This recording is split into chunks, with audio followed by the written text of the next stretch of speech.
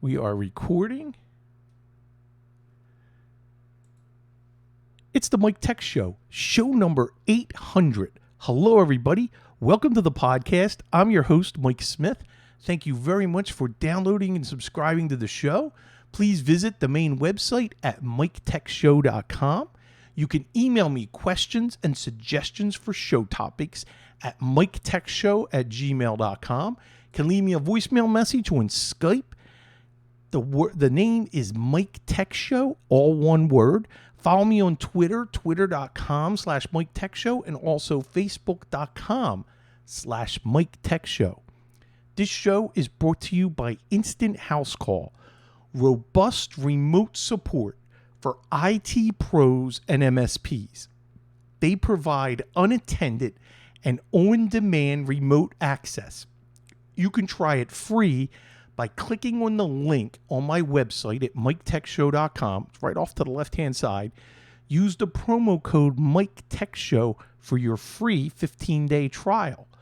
Want to give a big welcome back to MagnusBox as a sponsor for the Mike Tech Show.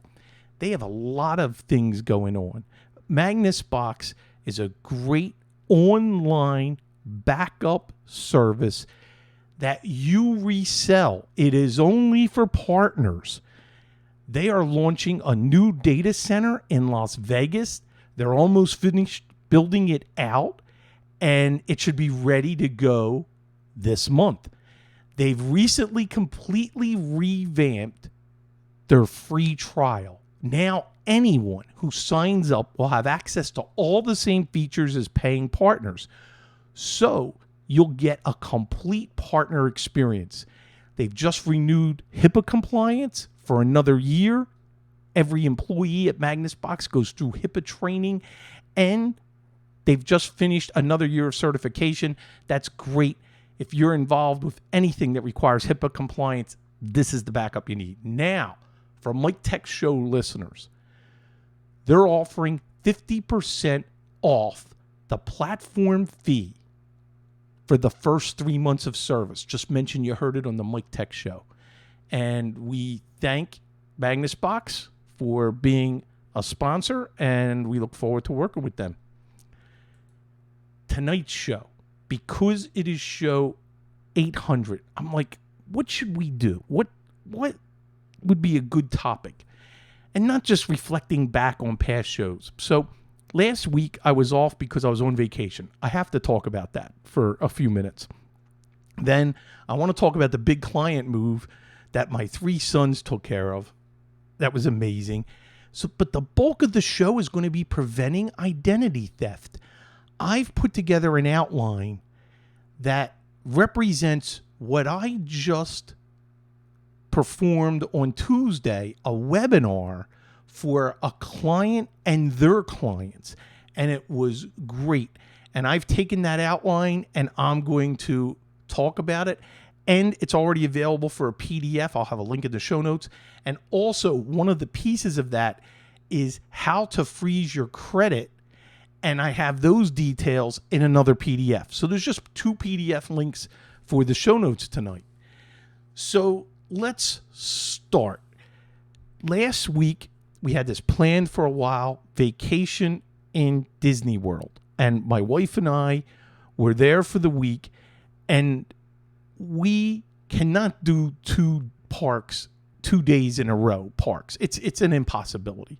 And I think a lot of you will agree who's been to Disney, it's too much. And we like October because the humidity's down, the heat's down. Well, not this October.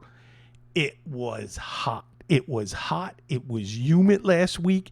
And just usually the second day, like after we do a park, we have a pool day. I couldn't even get the energy to go to the pool. I just stayed in the room and collapsed. We just went out for dinner and that was it.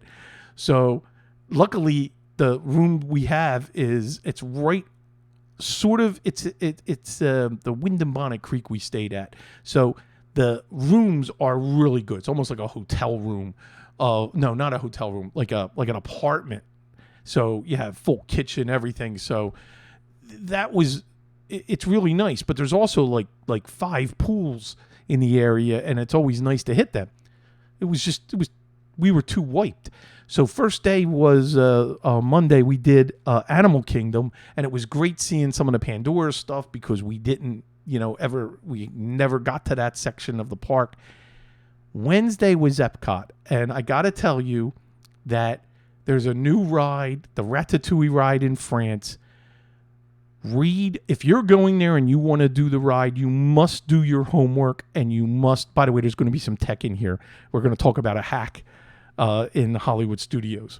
So you have to get up by 7 a.m. and join the virtual queue. I joined the virtual queue for my wife and I at 7 a.m. and we didn't get called for our number until 2 o'clock in the afternoon, and then it was still over an hour wait. Is it worth it? Yes. So it's like a 4D experience. Really, really good. So took care of that. So Friday is Hollywood Studios, and we had already done the Millennium ride, but we never did the Rise of the Resistance because that was not ready yet. So my wife and I are in a 2-hour line for Rise of the Resistance, and I'm texting Taz, Mike Cooley, in the chat, our moderator. And he knows of a hack for the Millennium. It's the ride, which is how to activate Chewie mode, where Chewbacca joins you on the mission. So this is pretty cool. So we do the one ride, and that was fun. Rise of Resistance was interesting. We leave that and get in the line for the Falcon, the Millennium Falcon ride. That was an hour in line.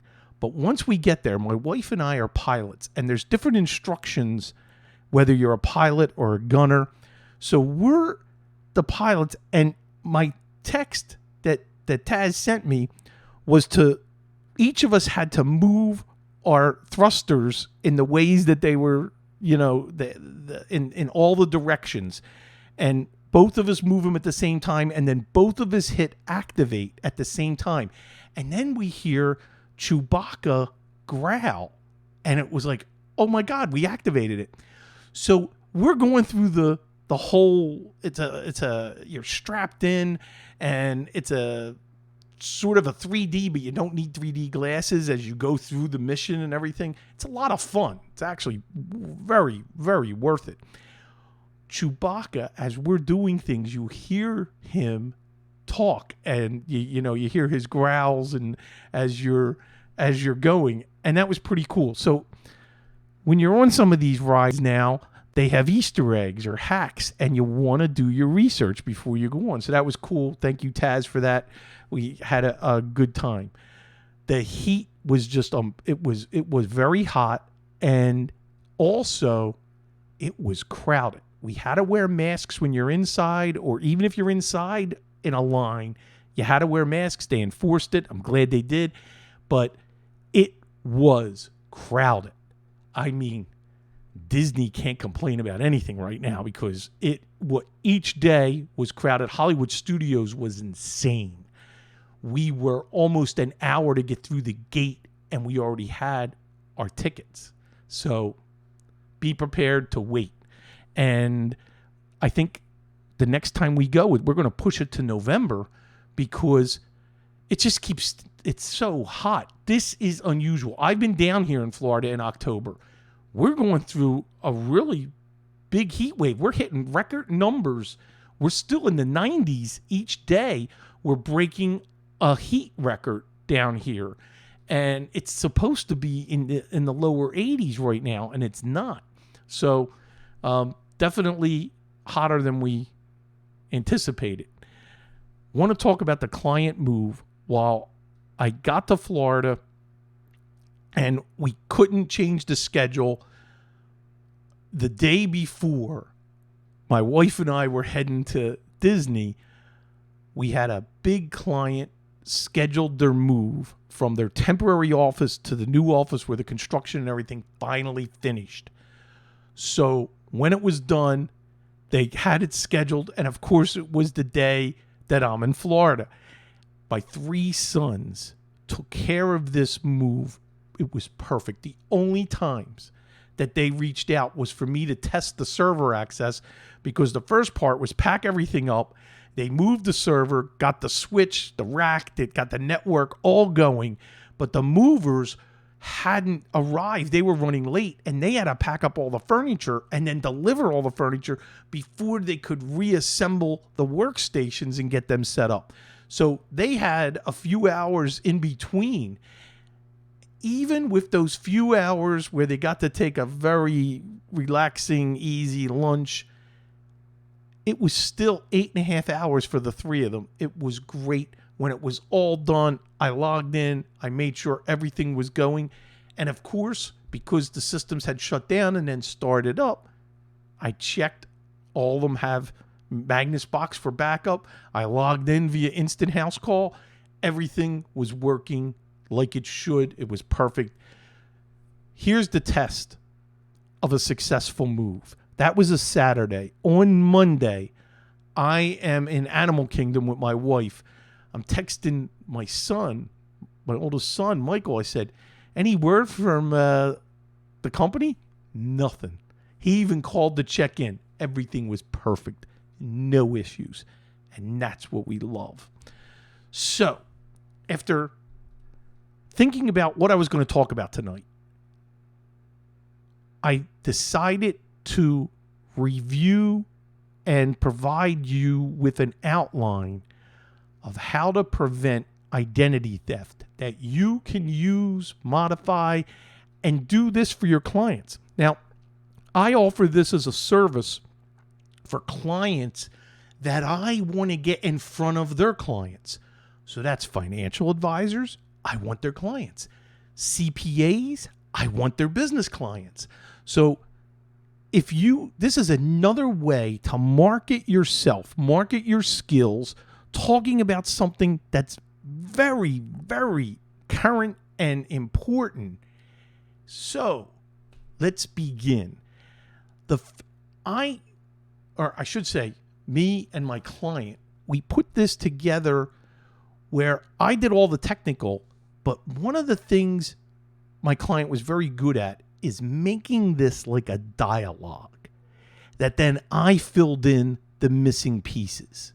So look at this as not just a lecture. There were no slides, but a dialogue with your audience. So the first thing, here's the first question to me. It was, when we talk about identity theft, what specifically are we talking about?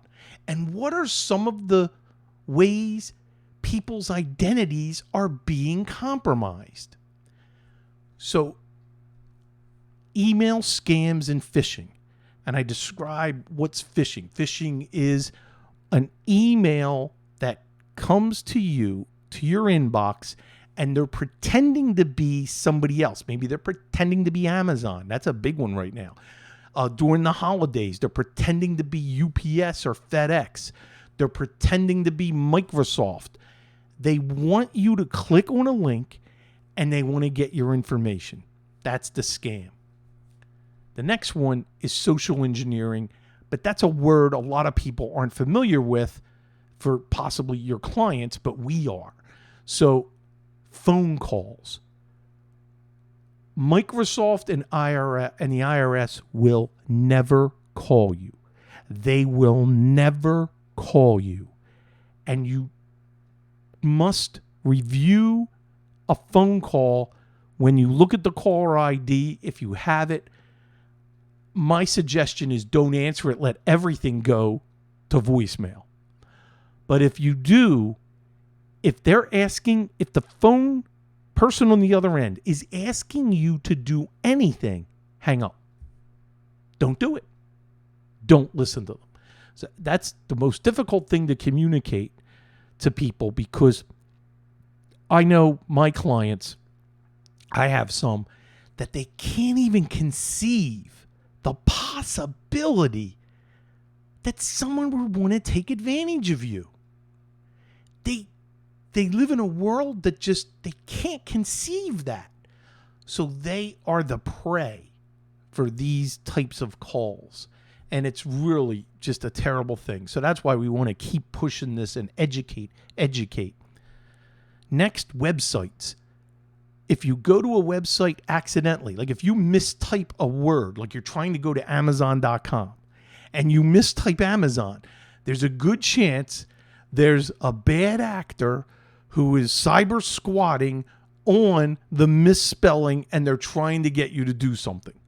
Or you accidentally type something, or you click on something and you go to that website where a pop-up happens for you to call this number. The website starts talking to you.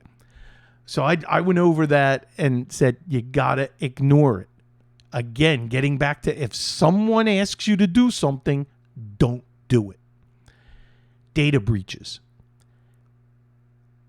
This is where you read all the time, you listen all the time to the news, to reports where your data has been put out into the wild and that company, they have been compromised. So this is identity theft and how people are becoming, their identities are being compromised. The second question, what are people doing with this information? Because remember, we're educating. So the big one is they're testing information against banks. So if Adobe gets hacked and you innocently have an email and password set up at Adobe, well, what they're doing is they're taking that login information and quickly running that. And this is all done it's automated, and you must communicate that this is done in milliseconds, where they are running that against every bank in the United States to see if they can get a hit on a login. So they're testing your login information, applying for credit cards in your name, making a purchase on a credit card. And this is something that a lot of people don't realize. You want to file your tax return as soon as you can, because when there's fraud, the IRS believes the first return first, and the second one is flagged as fraud. So if the bad guy files with your social security number first, they win. And it's going to take you'll eventually, get this all reversed, but it's going to take a lot of work and a lot of time and a lot of patience, where you have to prove that that first return wasn't yours. That's going to take a lot of work. So it just makes it a tad easier, where if you file before someone can fraudulently file. How can people prevent identity theft? This is the big, big, big thing. So I spent a lot of time on this. Two-factor authentication. You have to have two-factor authentication for anything that's important. Amazon.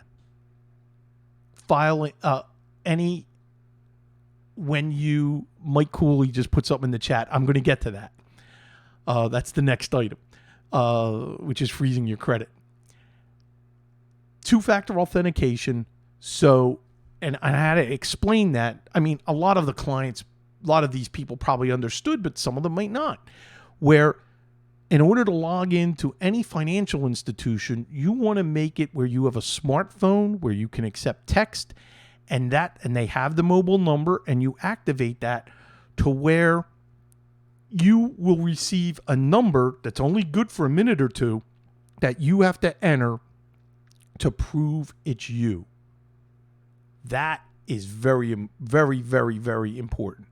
So two-factor authentication. And someone asked, what if there's no two-factor authentication available?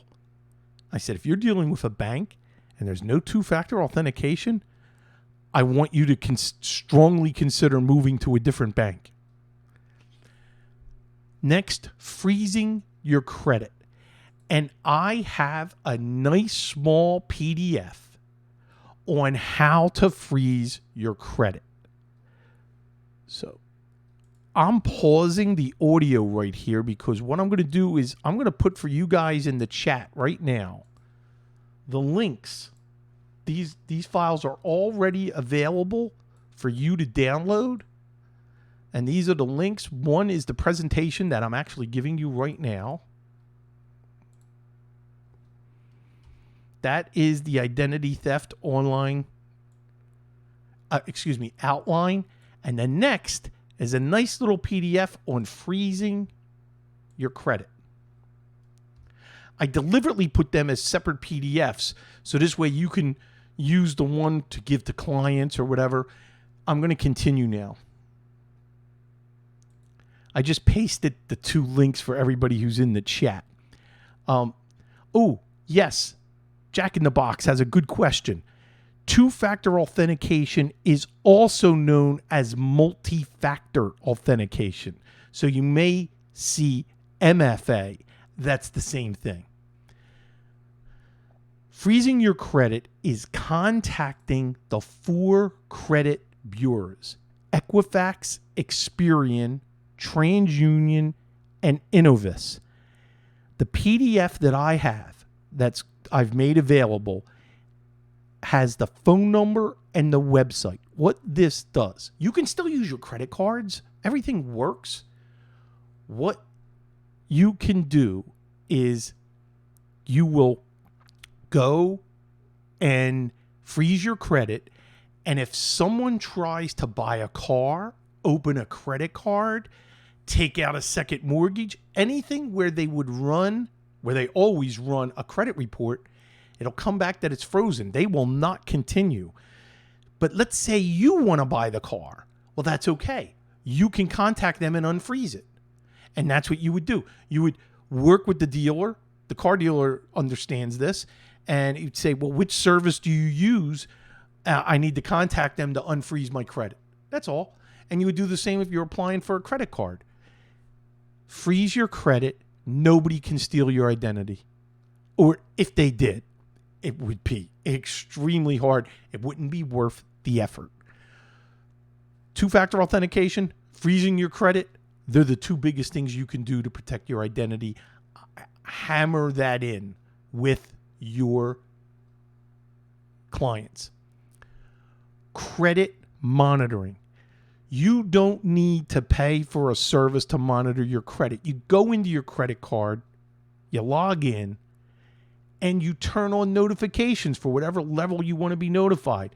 If someone charges something on one of my credit cards, I get a text and it'll tell me. So don't mess around. Turn on notifications. Another thing, how you can prevent identity theft. Careful searching. Most times when someone gets infected or they allow someone to log into their computer, they did a search on Google like Dell tech support phone number. They didn't go to Dell.com.